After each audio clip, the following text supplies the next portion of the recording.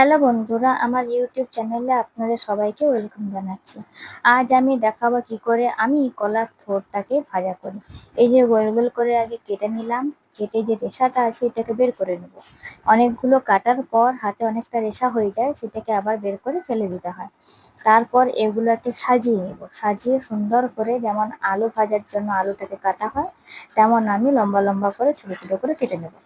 কেটে এই যে পাশে রেখেছি একটা পাত্রে খানিক জল দিয়ে নুন দিয়ে আর হলুদ দিয়ে সেখানেই ফেলে দেবো।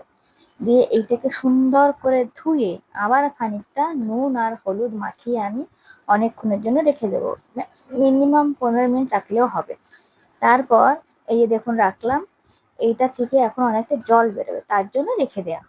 তারপর হাত দিয়ে টিপে টিপে যতটা সম্ভব জলগুলোকে বের করে দেবো। যেহেতু এটাকে ভাজা করবো তার জন্য যতটা কম জল থাকে ততটাই ভালো। তাই এই যে পাত্রে রেখে দিলাম, আমি হাত দিয়ে টিপে টিপে জলগুলোকে বের করে আপনাদেরকে দেখাচ্ছি এইটুকু থোড় থেকে কতগুলো জল বেরোলো। এই যে দেখুন কতটাই নিচে থেকে উঠে আসছে, এই দেখুন এতগুলো জল বেরিয়েছে। এইটা ভাজার জন্য কিছু বেসিক মশলা আমরা ইউজ করব। এই যে দেখে নিন, খানিক আদা, একটু রসুন, একটু কাঁচা লঙ্কা, সর্ষে আর একটু টমেটো দিলাম। টমেটোটাকে কুচি কুচি করে দেবো। আর তার মাঝে আমি একটুখানি রসুন আর পেঁয়াজকে ছোট ছোট করে কেটে ভেজে নিলাম।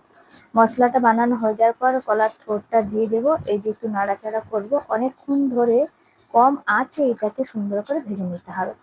এইরকম হলে আপনারা জানবেন ভাজাটা প্রায় হয়ে এসছে। আপনারা অবশ্যই করবেন, করে আমাকে জানাবেন এই ভাজাটা কেমন হয়েছে। নুন হলুদটা নিজের মতন করে দেবেন। Thank you.